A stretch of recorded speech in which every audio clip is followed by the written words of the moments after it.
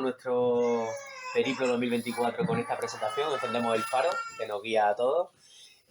Hace unos 8 meses aproximadamente me apareció un día Eduardo por la puerta de la librería y desde ese día pues hemos forjado una pequeña amistad interesante, gracias sobre todo a sus conocimientos de literatura y de muchas cosas otras de la vida. Y bueno, él tenía claro que si en algún momento sacaba algún libro quería presentarlo aquí y evidentemente yo le abrí las puertas para hacerlo. Encantado de que esté aquí. Y ya cuando me dijo que venía Óscar a acompañarlo, pues me pareció un momento oportuno, sobre todo por los conocimientos vastos que tenéis sobre el tema los dos. Así que nada, muchísimas gracias y os dejo con estos muchachos. Gracias a ti.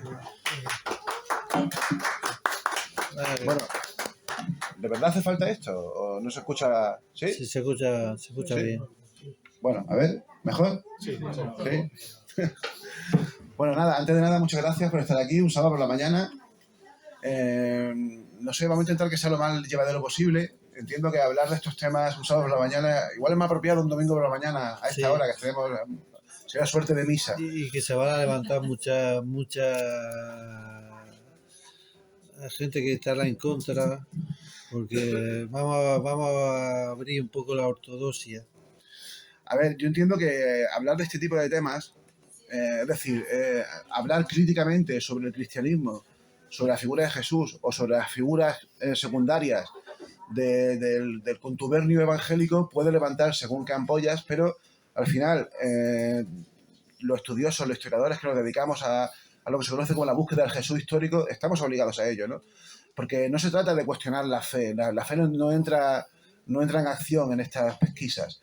La fe está esa parte de eso. Lo que nos interesa es saber realmente si, partiendo de la firme convicción de que existió un personaje que se llamó Jesús, llegar a saber quién fue el personaje. Es decir, creo que eso es importante tenerlo claro. Yo creo que todos, él, yo y casi todos los buscadores del Jesús histórico partimos de que existió el personaje. Otra cosa es que sea el personaje que hizo los evangelios que fue, ¿no? Que eso también tenemos claro que no es así. Pero Jesús posiblemente es un personaje adornado con material legendario procedente de distintas tradiciones, pero también es cierto que en los propios evangelios, leyendo entre líneas, se puede llegar a encontrar muchísima información sobre quién pudo ser realmente. Y eso sin tener en cuenta lo que se conoce como el material extraevangélico o el material apócrifo, que muchas veces se confunde, es un poco erróneo esto de apócrifo, se da por hecho que apócrifo significa prohibido o significa herético, y no tiene por qué ser así. De hecho, la mayoría de los evangelios apócrifos se conservan porque la Iglesia Católica los conservó. Otra cosa son, por ejemplo, algunos concretos, como los evangelios gnósticos, que son de grupos que sí eran abiertamente heterodoxos o heréticos, como lo queramos llamar, que sí que fueron prohibidos, ¿no? Y luego hay un grupo que el amigo Eduardo, le da mucha importancia, sobre todo a un libro concreto, que es lo que se conoce como los hechos apócrifos de los apóstoles.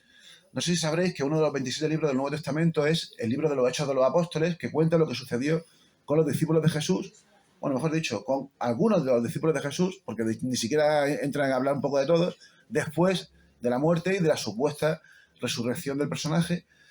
Pero como ese libro es muy escueto en información sobre estos apóstoles, surgieron un montón de obras que se conocen como hechos apócrifos de los apóstoles, que relatan, novelas. Que vienen a ser eso, cuentecillos, muchas veces con tendencias un poco heterodoxas, que hablaban de la historia de esta gente. Pero que contienen tradiciones. Claro, que lo importante de todo esto es que, al margen de la veracidad histórica que tengan estos documentos, lo que sí valen es para saber en qué creían los cristianos del siglo II, siglo III en adelante, ¿no? Bueno, yo lo voy a presentar a él, pero antes de esto, a quien voy a presentar realmente es un personaje secundario de su libro, pero que para mí tiene mucha importancia, sí, que es María Magdalena. Un personaje que seguramente todos conoceréis, doy por hecho, ¿verdad? Y que, sin embargo, es... a ver, hay un término que me gusta mucho emplear y que se me hace evidente cuando uno lee el Nuevo Testamento, y es que hay algunos personajes que fueron silenciados de forma activa y contundente. Es decir, brutal. Por algún motivo, los evangelistas silenciaron a algunos personajes. Hay dos especialmente silenciados. Uno es Juan el Bautista, sin duda, al que lo acaban convirtiendo en básicamente el anunciador, el que vino a anunciar a Jesús. Y solo quedan los mandeos. Claro, que realmente es un personaje que tuvo que tener mucha más importancia. Y el segundo es María Magdalena, que aparece 13 veces en los evangelios y, sin embargo, no se sabe prácticamente nada de ella, ¿no? Por eso la Iglesia Católica lo que hizo es dar por hecho, y esto es muy curioso, que otros personajes que aparecen en el Nuevo Testamento también eran María Magdalena. Por ejemplo, la famosa pecadora de Lucas, que es una escena que todos conoceréis, Sí. que es la escena en la que una mujer, una pecadora anónima, se presenta ante Jesús. Y luego se confunde con el relato de Juan, del Claro. Evangelio de los Hebreos, esa que Claro. suelen de ser lapidadas. Exacto, con la mujer la famosa mujer que era una adúltera, que iba a ser Sí. lapidada, y que Jesús interviene y dice aquello famoso que conoceréis, de quien esté libre de pecado que tire la primera piedra. Sí. Y sobre todo con María de Betania, que es la hermana de Lázaro, el famoso Sí. resucitado, que también fue identificado con ella. De hecho, hasta el siglo XIX, hasta el siglo XX, hasta Pablo VI, se mantuvo hasta el Concilio Vaticano II se mantuvo la idea de que María Magdalena realmente eran 3 personajes o 4 personajes distintos. Hoy en día sabemos que eso no es así. Sin embargo, fijaos, es un personaje tan rico que muy poco tiempo después de su muerte comenzaron a surgir tradiciones que defendían que después de la muerte de Jesús había estado en sitios distintos. La más conocida, la más importante es la tradición francesa, la tradición que defiende además, seguramente si habéis leído el Código da Vinci o habéis leído alguna obra inspirada en el Código da Vinci, tú guardas relación con esto porque existe una tradición muy antigua, aunque tampoco tan antigua, surge en torno al siglo IX, que defiende que María Magdalena, precisamente junto con Lázaro y con Marta de Betania, que eran los hermanos de María de Betania, se desplazaron por eso en una leyenda dice, en un barco sin remos, de un barco de piedra sin remos y sin velas, hasta la costa de Marsella, donde estuvieron un tiempo predicando los 3. Lázaro se convirtió en el obispo de Marsella, Marta se desplazó a una zona, a la localidad de Tarascón, que está muy cerca, y María Magdalena se acabó convirtiendo en penitente, en ermitaña, en una cueva, que hoy en día es un importante lugar de peregrinación, posiblemente sea el tercer lugar después de Santiago y de Roma en la actualidad, dejando al margen Jerusalén, claro, de la cristiandad, porque se cree que ella estuvo predicando en esa cueva, estuvo penitente en esa cueva durante 30 años hasta que acabó falleciendo, ¿no? El problema está, como suele pasar, de hecho, muy cerca de allí, en San Maximin, se conservan las supuestas reliquias de María Magdalena. El problema está, y como suele pasar con todo lo que tiene que ver con las reliquias, es que no es el único sitio en el que hay reliquias de María Magdalena. Hay muchas más. De hecho, en España hay en varios sitios. Y además hay otras tradiciones que defienden que su vida no fue esta, sino que fue otra. Por ejemplo, la que defiende que realmente estuvo en Éfeso, que es una colonia, una ciudad griega, aunque está en la actual Turquía, que fue donde también, según la tradición católica, estuvieron Juan, el apóstol, y supuestamente la madre de Jesús. Pero, y aquí es donde ya entra Eduardo en acción, existe otra tradición que hay cierto debate, aunque yo me posiciono tanto con él como con algunos estudiosos que defienden que en uno de esos hechos apócrifos que he comentado antes, los hechos apócrifos de Felipe, que es uno de los 12 apóstoles, aparece un personaje femenino al que llaman Mariamne, que muy probablemente sea María Magdalena. Lo curioso es que no la llaman así, pero también es cierto que hay algunos padres de la Iglesia que llamaron así a María Magdalena, por ejemplo, Orígenes de Alejandría. Y luego, sobre todo, ya os voy a introducir, os dejo ya con él, para que entendáis un poco cuál es el rollo de su libro, y es que hay un gran enigma, un gran enigma, sí. Todos tenemos un poco, más o menos claro cómo surgieron los 3 primeros evangelios. Marcos, Mateo... La fuente que se sirve el cuarto evangelio. Claro, ese es el gran enigma. O sea, es decir, tenemos claro que el primer evangelio fue Marcos, el segundo fueron Mateo y Lucas. Sabemos también incluso Mateo y Lucas en qué se inspiraron, en parte en Marcos, también en la fuente Q, en otros documentos. Pero el cuarto evangelio, que generalmente se suele conocer con el título o se suele atribuir a Juan el Evangelista, hijo de Zebedeo, se da por hecho que lo escribió este autor, pero no está nada claro. Y de ahí que se hayan propuesto un montón de candidatos. Por ejemplo, el propio Lázaro, Juan Marcos, María Magdalena incluso, y él nos viene a ofrecer una hipótesis sobre quién pudo ser el autor de ese evangelio, que por cierto, no sé si habéis leído los evangelios, estimo que sí, o en algún momento antiguo, ¿no?, de vuestra historia, pero cuando uno los lee, hay una cosa que queda evidente y es más que obvia. El autor de ese evangelio sabía escribir. Sí. Es decir, no es Marcos es un mero cronista que además escribe un griego muy rústico, muy rudo, ¿no? Lucas y Mateo es un poco mejor, pero tampoco. Sin embargo, Juan es otra cosa. Juan sea quien sea, aborda la cristología. Claro, porque además escribe como un auténtico filósofo. Se nota que sabía escribir un griego súper depurado. No era un mero proselitista que lo que pretendía era crear un relato sobre la historia de Jesús. Luego lo que hizo con el logo. y era muy filosófico. Así que bueno, en torno a esto gira un poco su obra, así que os dejo con él y que os cuento un poco, que tendrá muchas más cosas que yo que contar. Gracias, Oscar, que ha hecho una introducción muy buena. Empiezo con la idea que encontráis que pone Felipe, María Magdalena y la comunidad de Hierápolis, pero realmente debería haberse titulado Felipe, María Magdalena y la comunidad paráclita de Hierápolis, porque el Espíritu Santo, bueno, el Paráclito era importante en esa comunidad, pero vamos a ir desde el principio, porque el hecho de situar a María Magdalena allí parte, Felipe parte de los hechos de, bueno, de actas de, bueno, hechos de Felipe,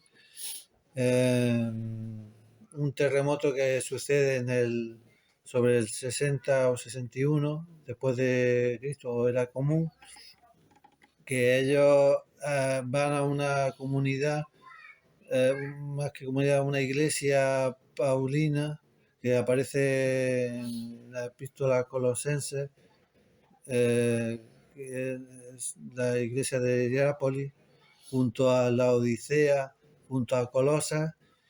He reconstruido que ellos llegan y ayudan a esa comunidad, a esa iglesia, perdón, que sufre el terremoto y ayuda a construir. Y el elemento principal de ese testimonio es un culto a Felipe en Hierápolis, en una iglesia que construyó Ogonal, que se llama la Iglesia del Martirio, en el siglo IV. Es una evidencia pronta de allí, con los hechos de Felipe. Hablan de un culto a Asclepio, pero es el culto que había los ciudadanos de Hierápolis. Me refiero a lo que se llama eventualmente como gentiles, los que no eran que no eran cristianos, que eran los que estaban allí. El culto a la víbora, que si no suena, el Asclepio, Esculapio en latín, dios un semidios de la medicina relacionado con Apolo. Pues que hubo, si cogéis los hechos de Felipe, veréis cómo hay una relación de tira y afloja entre los sacerdotes del culto a Asclepio y la comunidad que se estaba asentando allí con Felipe y María Magdalena, y a las fuentes, y allí hay un primer converso que tienen, que se llama, al mismo no me viene el nombre, perdón, pero que a partir de ahí empiezan a hacer la comunidad. Lo que aporta este libro es la idea de que hubo una comunidad anterior a la edición del Evangelio de Marcos, anterior al Evangelio de Mateo y por supuesto de Lucas, pero tenían una memoria que iban de un apóstol, que era Felipe, y María Magdalena, y eso tenía un material que era exclusivo,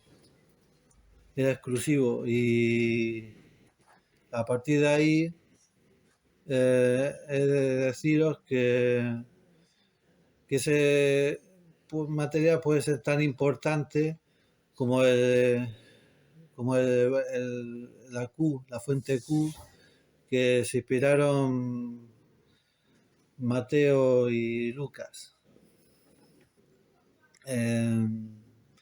Primero, ya he avanzado la existencia de esta comunidad, Segundo, os voy a decir que Juan, hijo de Zebedeo, según la tradición, estuvo en Éfeso con María, madre de Jesús, pero según un libro que podéis acceder a él, que tengo en la bibliografía, que es de Fontana del Boj, da pruebas de que no estuvo allí en Éfeso ni en Asia Menor, y menos todavía María, madre de Jesús.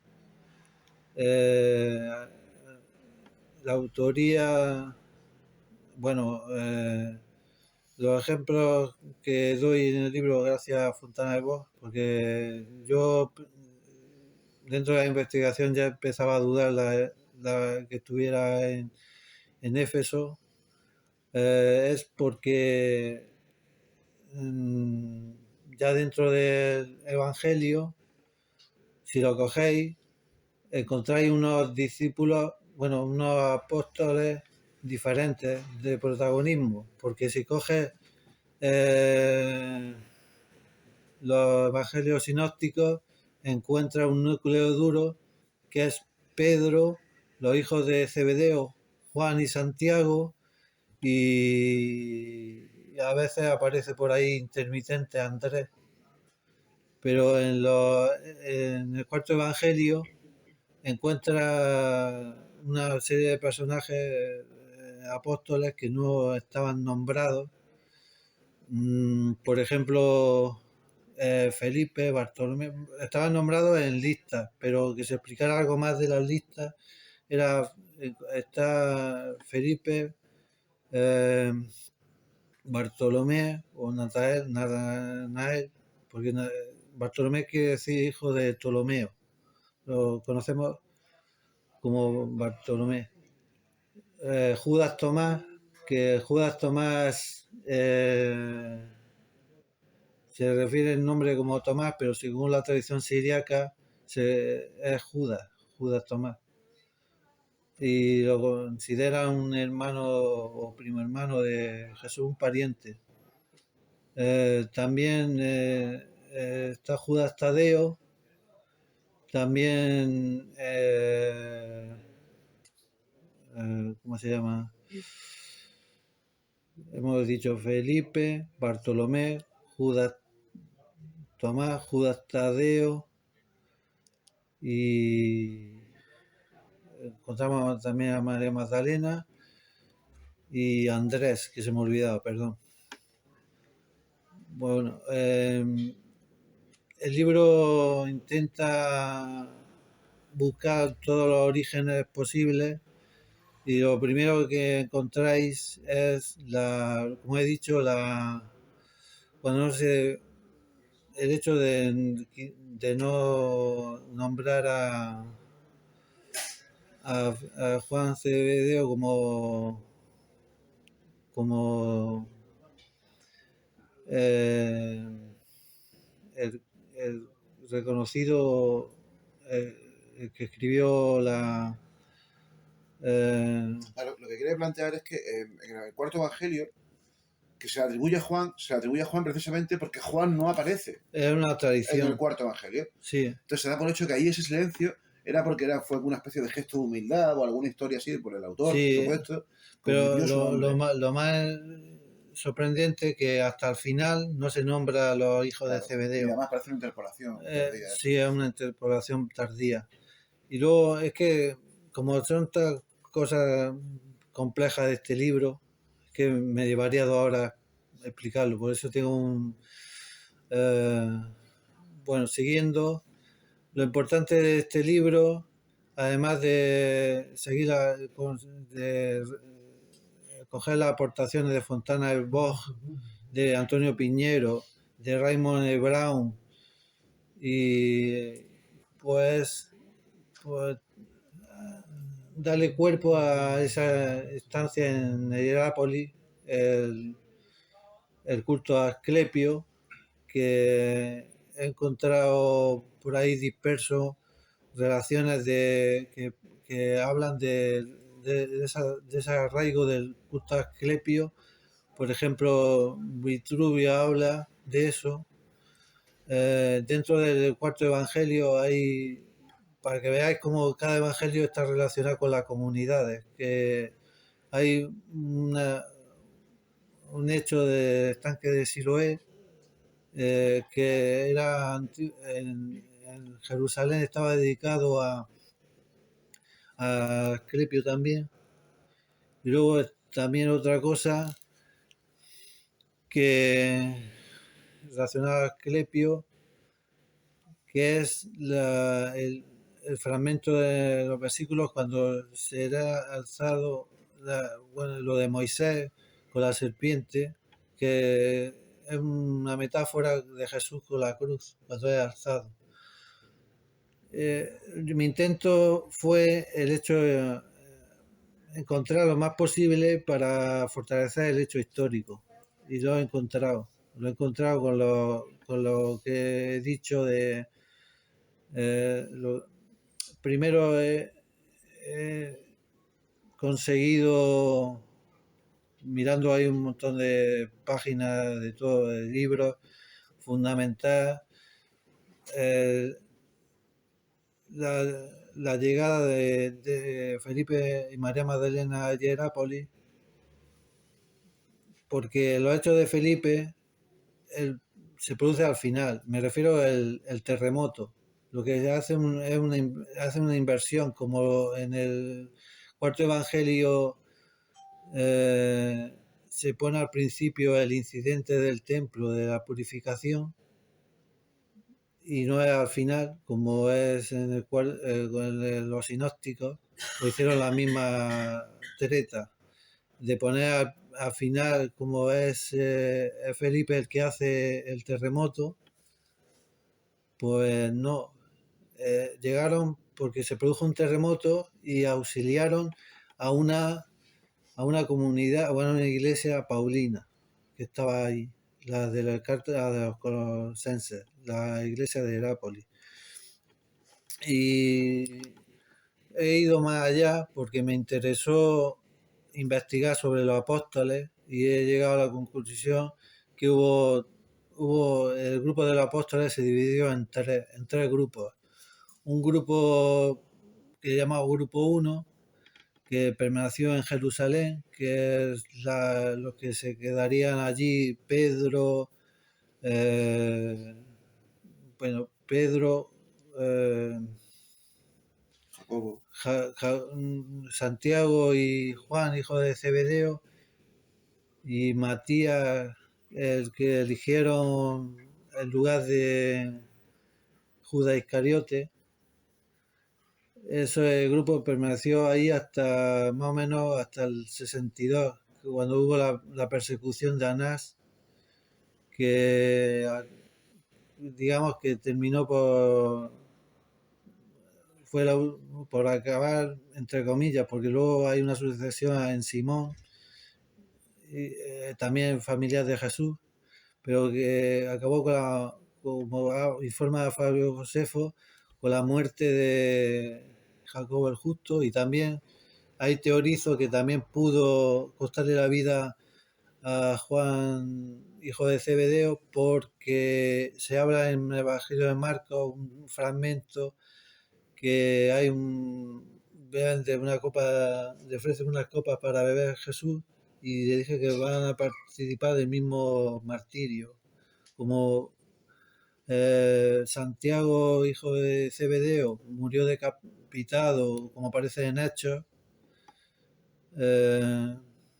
Pues yo encontré ese momento, digo, ¿cuál es el momento de tensión más fuerte que podemos? Aunque eso luego yo creo que fue silenciado, lo mismo que la muerte de Pablo en Hechos, que desaparece. Sabemos que murió en Roma, y por ejemplo la muerte de Pedro también murió en Roma, gracias, porque también se nombra en el cuarto evangelio, la muerte aparece un principio cuando dice que te llevará a un sitio donde tú no quieres, te pondrá de la forma que, vamos, como diciendo que como le digo la tradición, que fue crucificado Boca abajo. boca abajo, sí. Pues eso. Pues ese primer grupo, quitando las misiones que tuvieron en Samaria, Pedro y Juan, se quedaron allí. Luego un segundo grupo, que es el que reconozco de los 6 apóstoles, más María Magdalena, que busqué otro momento especial para que se fueran y lo tenía en la elección de los 7 varones, 6 más 1, que volvemos a la cifra de 6 más 1, los 6 apóstoles más María Magdalena ocuparon ese lugar. Y entonces pues ahí digo, ¿dónde fueron? ¿Dónde fueron?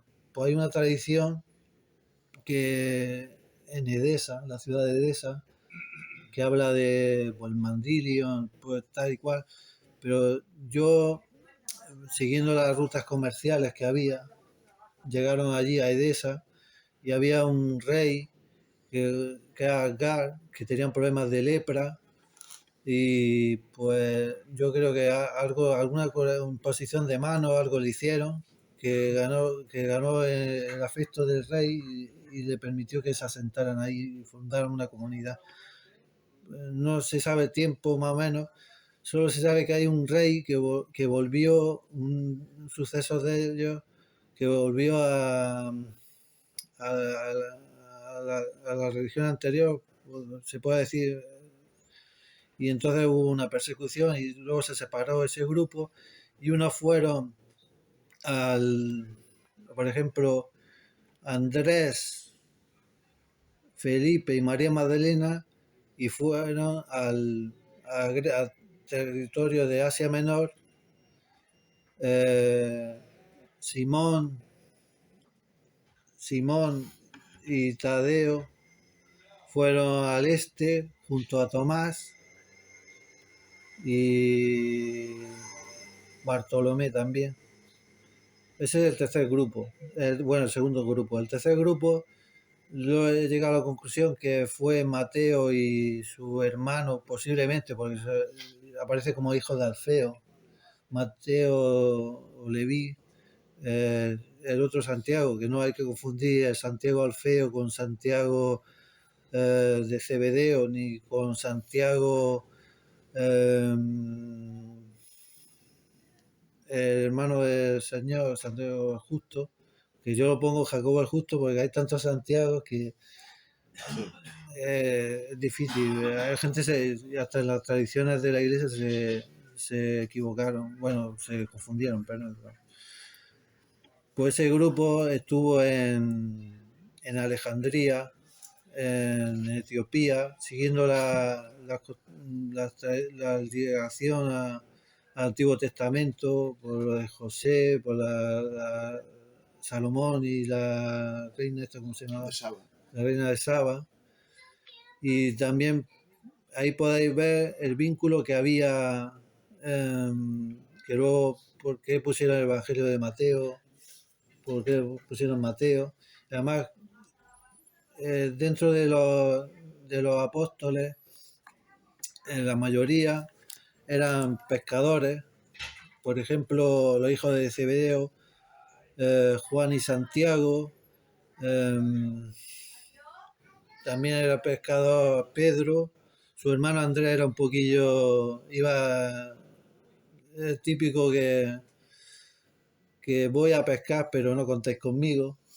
Era un poco liberal y por eso lo sitúo y se sitúa bien en el cuarto evangelio como discípulo de Bautista, como esos dos innominados que aparecen al principio, que es lógico pensar que si Andrés llama a Pedro, el que llama a Bartolomé tiene que ser un conocido suyo, ¿no? Tiene que ser Felipe. Por eso, y al final también hay un suceso de la barca donde hay también dos personajes innominados y encuentra, yo lo que vi como las parejas, porque empecé a digo, si está Tomás, está Jesús, si está los Zebedeos, ¿sabes? Como pareja. Si dice que está Bartolomé, tiene que estar Felipe. Vamos, que los nominados ahí, voy con el juego ese, descubrí que la presencia de Felipe, además hay que destacar la dupla, me refiero a esa pareja que mueve en los sinópticos, que es Pedro y Juan, hijo de Zebedeo.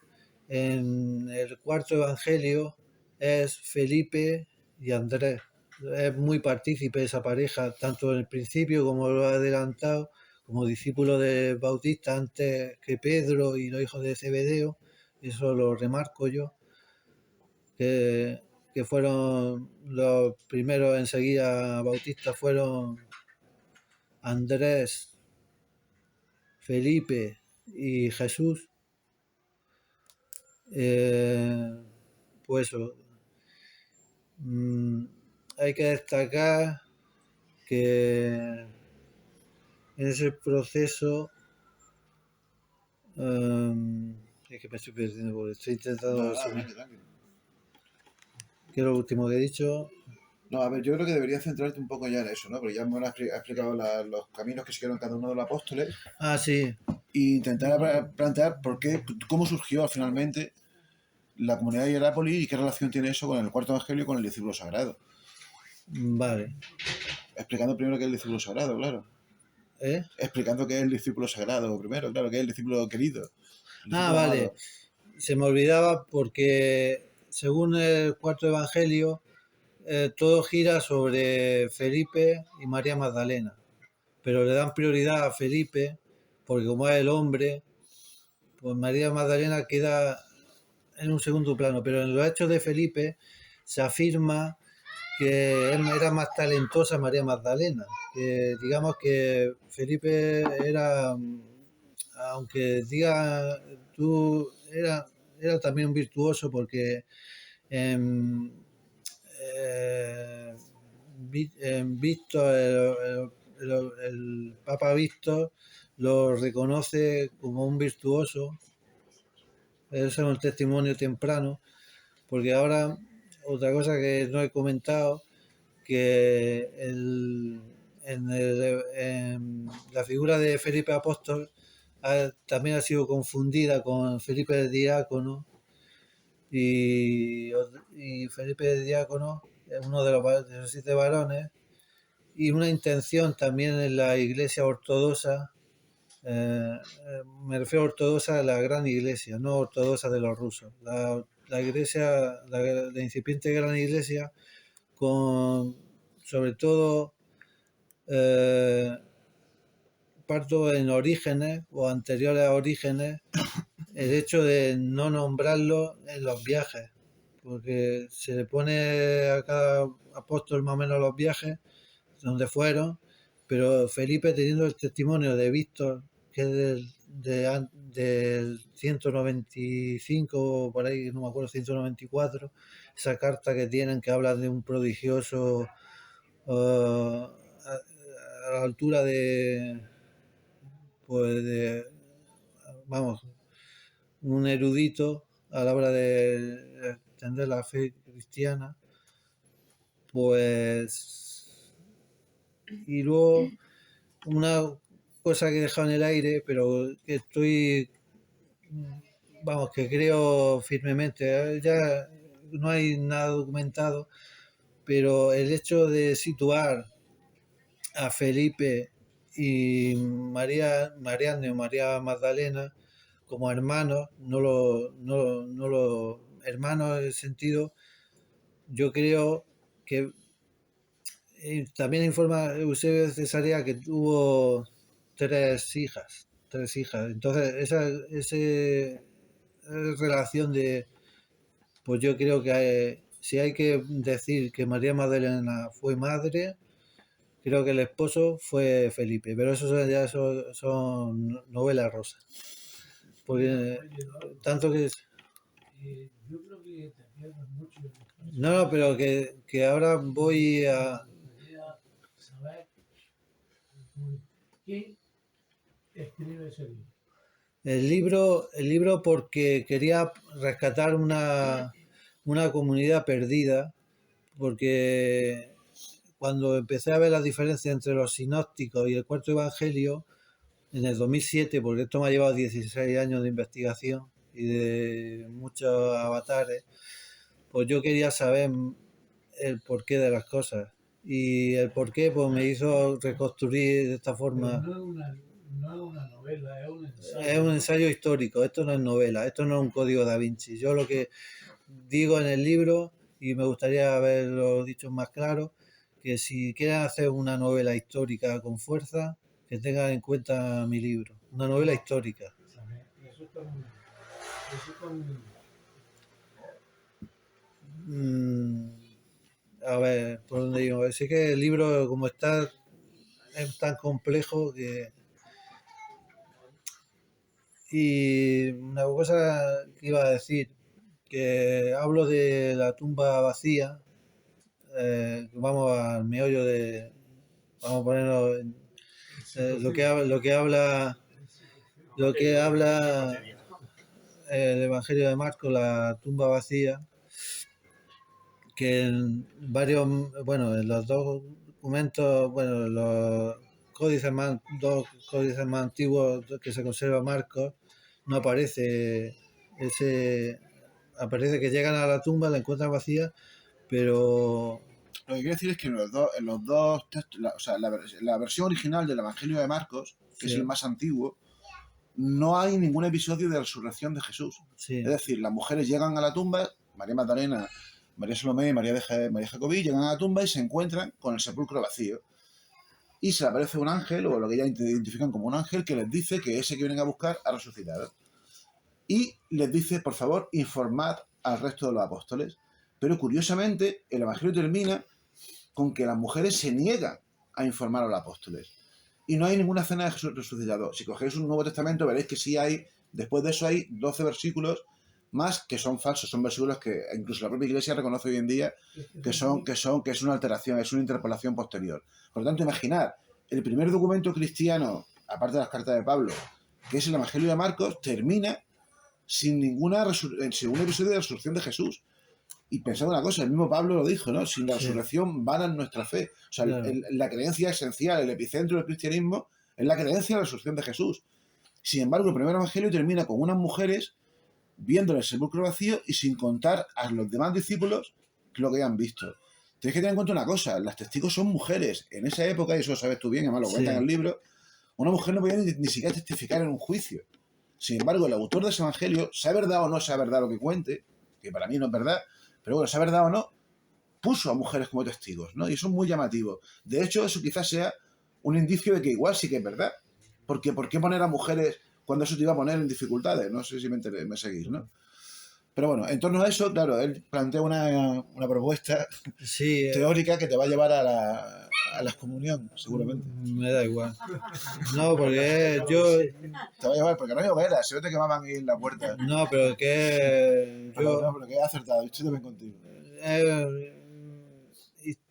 Yo intenté buscar algo más histórico, más palpable que una resurrección, porque en la misma... Yo tenía dudas en la comunidad de Jerusalén que, por ejemplo, la tradición judía habla de una resurrección, bueno, lo sabemos todos, en el último corporal y espiritual en los últimos días, no antes. Y yo tenía la sospecha que la comunidad de Jerusalén aceptó, no es que no aceptó, es que fue así, probablemente, que hubo una... A ver, lo explico. Más,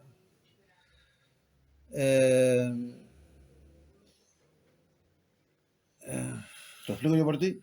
Y ya tú me sigues. Vale. A ver, lo que plantea, básicamente, él plantea que es mentira, que no hubo resurrección, que Jesús realmente no murió en la cruz, sino que cuando lo bajaron de la cruz estaba aún vivo, gravemente herido, pero vivo, y que las apariciones de Jesús resucitado realmente fueron apariciones de Jesús después de que pasaron unos cuantos días y él se recuperó. Pero que luego, por los seguidores, que finalmente sí que moriría no mucho tiempo después, y los seguidores de Jesús de las siguientes generaciones, los autores de los evangelios, ya recibieron esa idea como que realmente habían sido episodios de Jesús resucitado que había vuelto a la vida, ¿no? Es decir, utilizaron eso como material para crear su evangelio, no porque mintiese, sino porque creían que eso había sido así, ¿no? Parto del hecho de... Que por cierto, perdón, que por eso no hay tumba de Jesús, que eso es lo que tú quieres llegar al final a plantear, ¿verdad? Lo de la posible tumba de Jesús. Yo planteo, a ver, mi búsqueda va a finales del Evangelio de Mateo, cuando habla del monte ese nominado de la última aparición. He hecho una búsqueda por todos los montes de Alta y Baja de Galilea y he llegado a la conclusión que fue en Givat HaMoreh. Es un monte especial porque está ligado a Abraham. Hay un templo, según comenta en Deuteronomio, el Antiguo Testamento, levantó un templo al Eterno, a Dios. Sí. Y yo creo que ahí es un lugar simbólico, lo mismo que hizo Moisés cuando en el monte Nebo se despidió y ya fue los últimos coletazos de su vida. Sí. Y me baso en Hechos 1.3 y 13.31, porque se habla que hubo unas apariciones, pero unas apariciones que te da la sensación que estaba vivo, no como lo que te comentan los finales de los evangelios, que es un espíritu que estaban con las puertas cerradas. Y atraviesa las puertas. Sí, todo eso, que también hablo de todo lo que fue más una evolución por lo siguiente. A saber, como diría Antonio Piñero.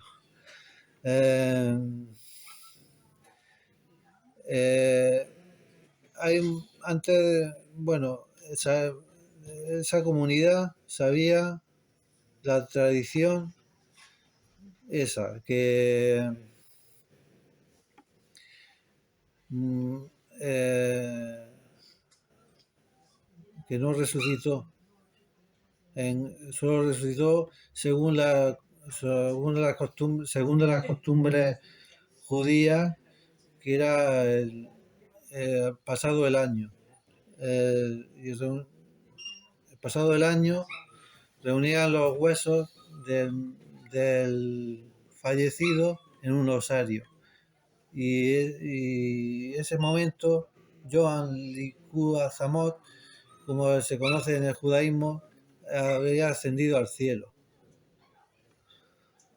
El hecho que me hizo pensar la teoría fue por el octavo día de la aparición a Tomás, cuando, usando los tres tiempos importantes en un ritual de funeral judío, que es la Shiva, los 7 primeros días, Seloshin, que es el primer mes, y el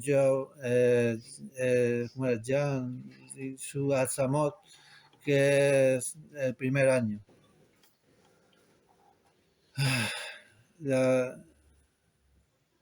Como veis, los 7 primeros días del rito funeral es cuando se consideraba en la tradición judía que el alma residía en el cuerpo, era el máximo.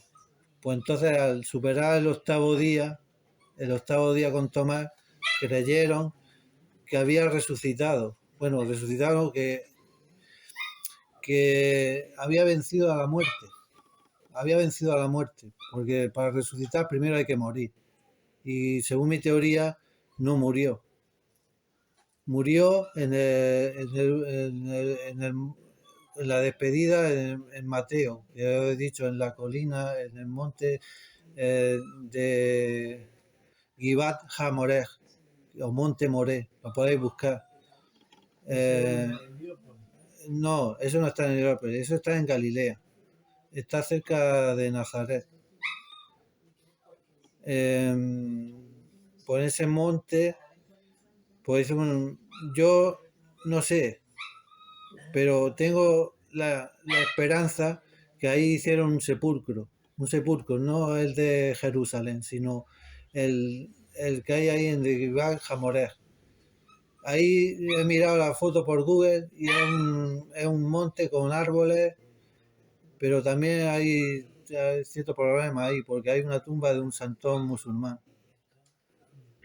Pero que yo tengo la esperanza que ahí hay un sepulcro. Eso se tiene que excavar si alguien quiere excavar, pero yo tengo, a lo mejor en medio ahora con satélites o algo que pueden mirar a ver si hay una oquedad o algo. Pero yo tengo que ahí, antes de verlo en un sepulcro en Jerusalén, yo creo que fue un lugar de culto allí en Galilea. Y estoy con esa convicción porque los evangelistas intentan centrar en Jerusalén, en su resurrección antes que en los últimos eventos en Galilea. Y como esto es de esconder y enseñar, pues también se une una cosa, que Antonio Piñero defiende que es más antiguo la aparición de Galilea que lo de Jerusalén. O sea que ya me da el instinto que algo hay ahí, y el que hay es que realmente el sepulcro de Jerusalén fue la estancia de los 3 días, como mucho, porque los 3 días fueron las mujeres, porque hay una tradición también dentro de los 7 primeros días de plañideras, de mujeres que van a llorar al cuerpo. Pues esa sensación es eso, que o fueran avisadas por alguien, porque imagínate un cuerpo que con todas las heridas de la crucifixión, que le aplicaron aloe y mirra, que eran sustancias curativas. ¿Cómo le va a echar a un cuerpo muerto algo? Sustancias curativas porque no sé si llegaron a notar pulso, yo no sé, pero la aloe y la mirra son sustancias curativas, además de perfumar el cadáver. Pues El micro sí que estaba en Egipto para sí, pero que son sustancias curativas. purificar. Sí, eso. Pues eso, que al llegar al tercer día, según los evangelios, es cuando van las mujeres.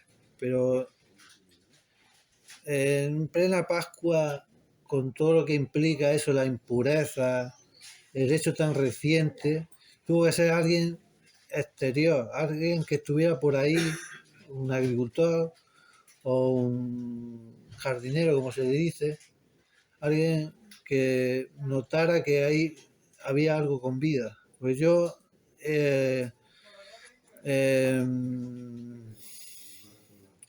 lo de la guardia yo no lo veo. No lo veo porque, no sé, el hecho de respeto a no robar el cadáver, esa impureza, no sé, yo es mi impresión. A ver, es que lo que él plantea, y esto es un debate que tiene su miga y que no, es terrible. Sí, es que es muy terrible.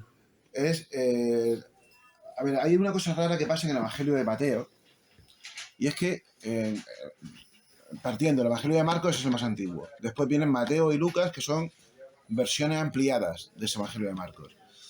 En Marcos no aparece esto, pero sí aparece en Mateo. Y es que en Mateo aparece una escena en la que los judíos, los grandes sacerdotes judíos, le piden a Poncio Pilatos que ponga un grupo de guardas frente a la tumba de Jesús, por si acaso a los discípulos de Jesús les da por ir y robar el cuerpo de Jesús. Y claro, eso es muy raro, porque eso viene a ser una especie de, ¿cómo se diría? Una profecía autocumplida. Es decir, Sí. parece más bien que eso responde a que en tiempos de Mateo, cuando se escribió ese evangelio, ya existía la creencia entre los judíos de que no había habido resurrección, sino de que los discípulos de Jesús habían robado el cuerpo para fingir la resurrección. ¿Entendéis? Entonces él está en contra de esa teoría. Yo estoy a favor de esa teoría. Sí. Pero él lo que plantea es que realmente eso no fue así, sino que realmente Jesús no murió.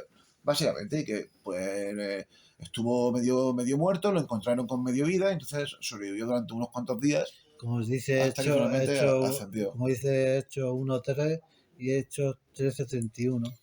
Y es verdad que en esos episodios Jesús se muestra como si vivo, pero vivo, no es resucitado simplemente. Se lo vivo que come y todo sin ningún problema, ¿no? Sí. O sea, que, vamos, que... Por ejemplo, yo he hecho una reconstrucción y sería la siguiente. El viernes es crucificado, según la hora que dice la hora nona, sobre las 3 de la tarde. El cuerpo tiene que ser retirado antes de que ponga el sol, porque si no es un maldito, según Deuteronomio 21-23, un maldito, cuerpo maldito. En ese momento, yo creo que en el Sanedrín estaría muy dividido, porque es un profeta mesiánico, y ellos, una parte estaría culpabilizada por el final que iba a tener, y otra estaría a favor de José Cafá y Aná el Viejo. Y yo ahí, en esa situación de José de Arimatea, que Marcos lo nombra de pasada, como si no tuviera ninguna relación con Jesús ni nada. Pero es que coge el Evangelio de Juan, de Juan de Barec, que es otra cosa que hago dentro del libro, que descubro quién, y le pongo hasta en el hecho de Felipe hay un fragmento que yo creo que al copista se le escapó, cuando dice Juan de Barec de la ciudad, de Juan de Barec,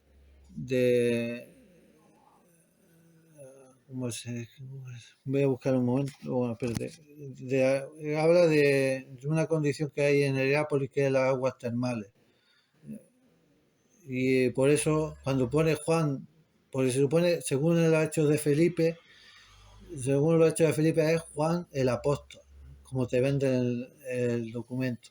Pero al decir Juan de Barec, que significa hijo de Barec, porque Barec es bendición, no Cebedeo, que Cebedeo es otra cosa, es Zaldai, como se debería escribir. Pues entonces ya llegué a la conclusión que ese tenía que ser el presbítero, el famoso presbítero que se habla.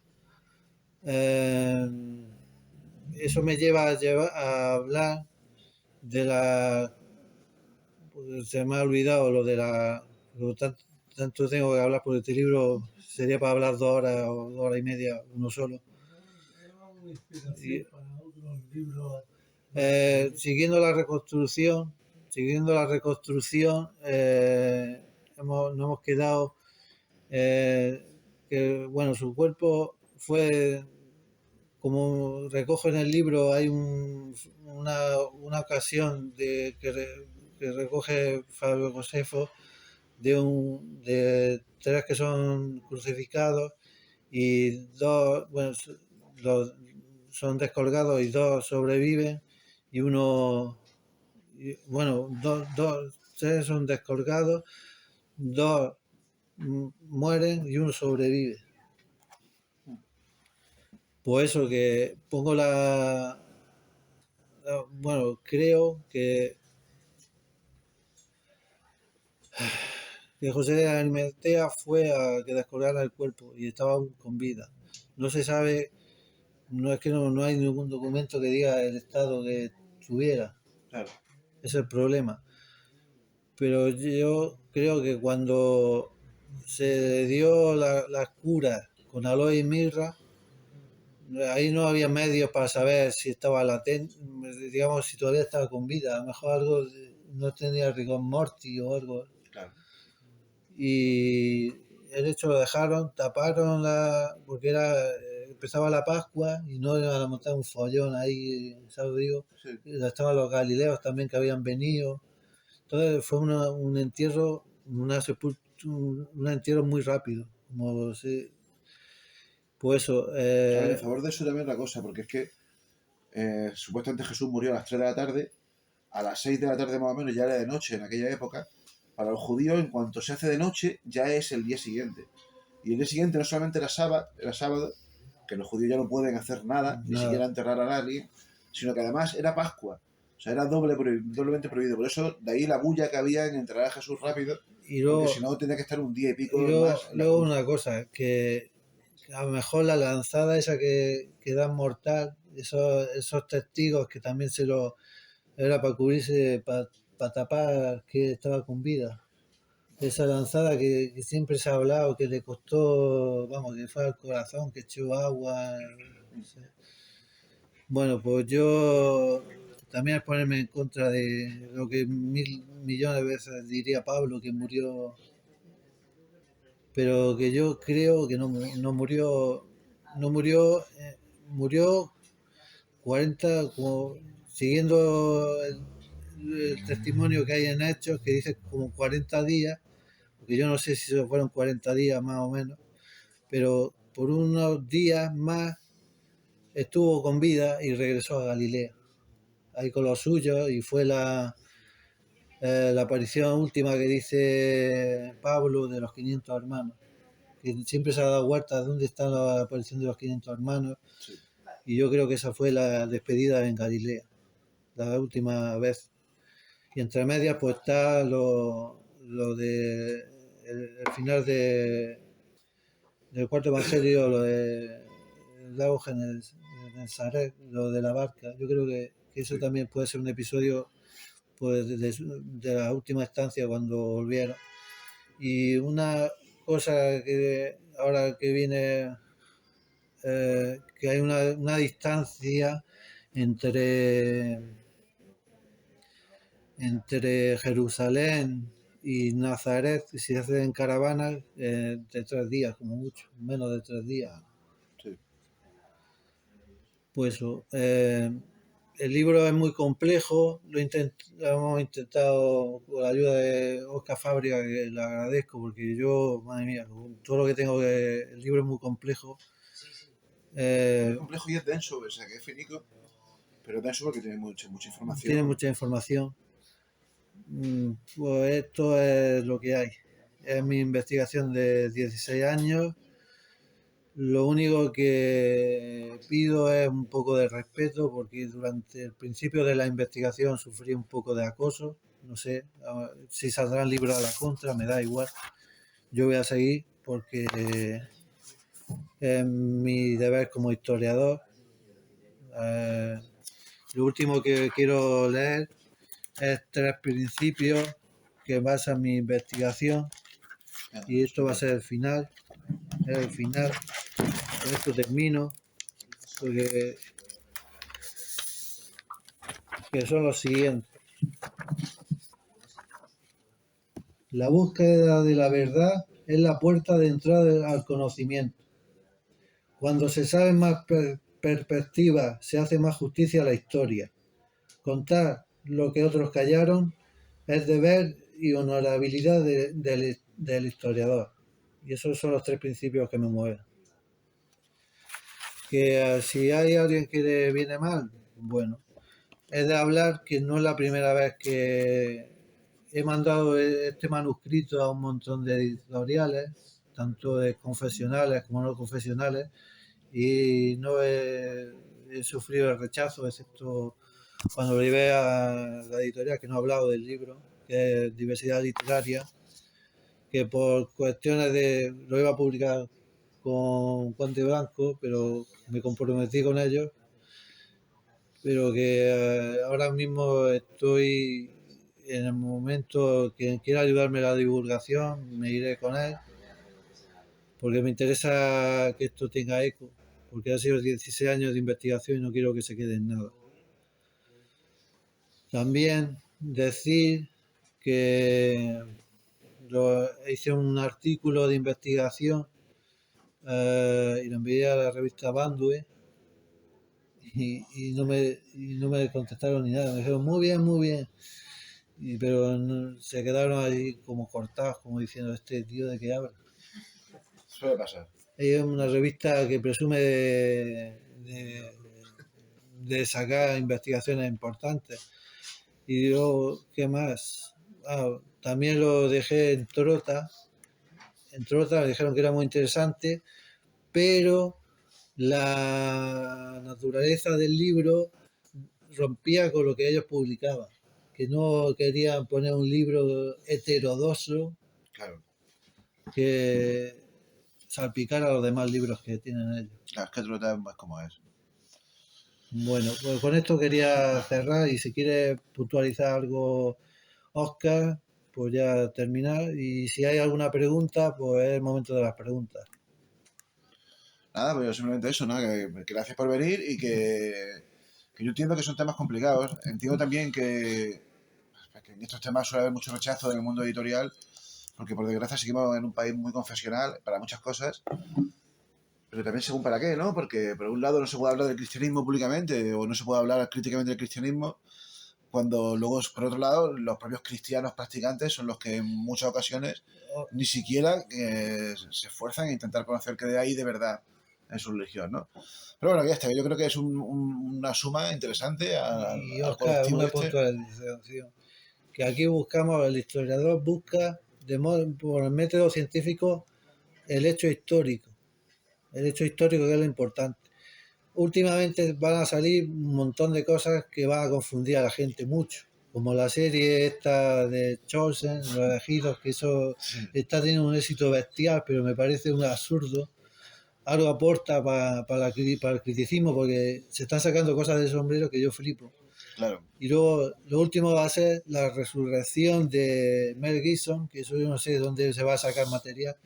Y otra cosa que quería decir, la tradición de Éfeso, de la Virgen María, de la casa de la Virgen María, son unas visiones de Ana Catalina de Emmerich, unas visiones que tuvo y dijo, aquí está la casa, y para eso le dan valor, pero es el esfuerzo de un historiador. Pasa que la historia y la religión no se llevan de la mano, nunca se van a llevar. Y ese es el problema. Y eso nosotros venimos a poner luz y ellos poner sombra. Pero que estamos en una época que hay que poner luz sobre la sombra. Porque hay muchos que fueron perseguidos, murieron.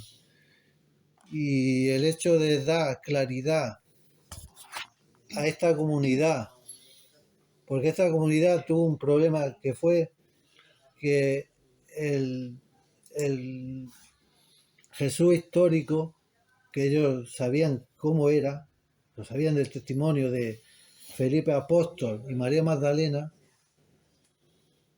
recibió un montón, porque esa comunidad se separó en dos. Una parte que tenía que obedecer al paulinismo, a los seguidores de Pablo, y otra parte que apostó por el gnosticismo, más allá de porque vieron la faceta más importante, el alma de Jesús, lo espiritual, que lo carnal. Pues eso, que aquí lo que intentamos es acercarnos al Jesús histórico, todos los seguidores, todo lo relacionado con lo histórico, y lo confesional puede ayudar, pero aquí digamos que esto es ciencia y lo importante es llegar a la verdad, y si es con la ciencia, pues adelante. Con esto ya concluyo y gracias por venir. ¿Hay alguna pregunta? No, pues ya con esto concluimos. Pues bueno, muchas gracias. Joder. Bueno.